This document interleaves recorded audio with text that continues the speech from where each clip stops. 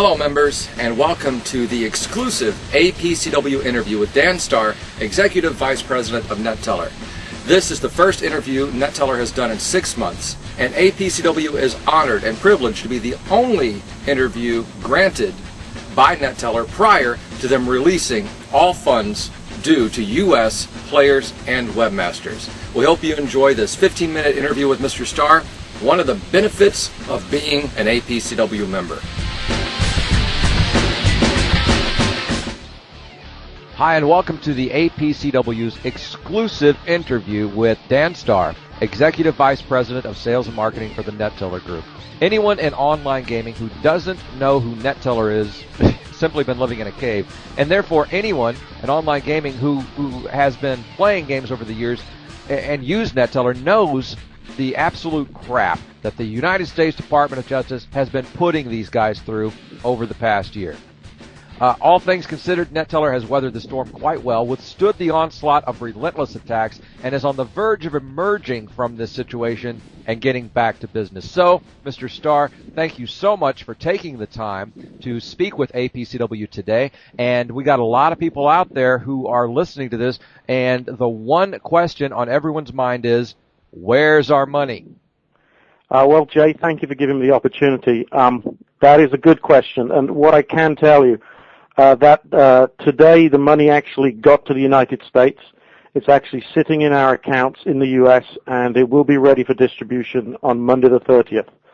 At some point during the day, we'll be able to load up on our website the ability for our customers to come to our website to log in using their normal secure information and to click a button that says, please send me my money back. And so we're very pleased that we've got to this point. Now, clearly it's taken a long time for people to be able to get their funds. It's 6 months now. And, people have asked us, why is it taken so long? Well, when we initially hit the problems earlier in January this year, not only did we get an amount of money seized by the U.S. authorities, banks also made it difficult for us to send funds into the U.S. In fact, we were blacklisted, which meant we couldn't get funds in and out of the U.S. And we had to get to the point where we achieved resolution with the U.S. authorities before we could get the blacklist cleared and we could get the funds in. And it's taken us, from the resolution we had about a week or so with the United States District Attorney, it's taken us about a week to clear those to clear up a hole to allow us to get the money in, but it is in the U.S. and it is ready to start coming back to our U.S. customers starting on Monday. Well, that's awesome, Dan. I thank you guys so much for weathering that and getting through that and getting to a point where you guys are actually ready to move forward. And I understand certainly that while all this was going on, it must have been very difficult for you guys to be communicative. I mean, you guys wanted to talk to your customers, I'm sure, to tell them all this, but I'm fairly certain that the U.S. authorities were not too eager to have you guys talking, and it just was a situation that really wasn't conducive for you guys to be communicating a lot about what was going on behind the scenes legally. Is that a correct assumption? Well, it's actually a remarkable process we've been through. Nothing I'd like to go through again, clearly. But typically, we believed it would take maybe more than 12 months to reach a resolution. And so we've been pushing very hard, and in fact, to get it done in 6 months has taken some real singular focus from the company.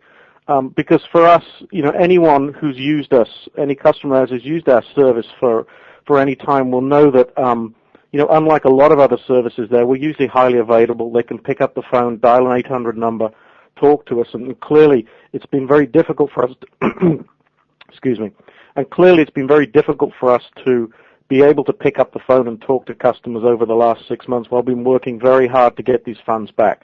But I've got to say, the U.S. authorities have also been very keen to make sure that this money comes back to U.S. citizens too, because clearly the money belongs to U.S. citizens, and they'd like to get a speedy resolution as quick as we would.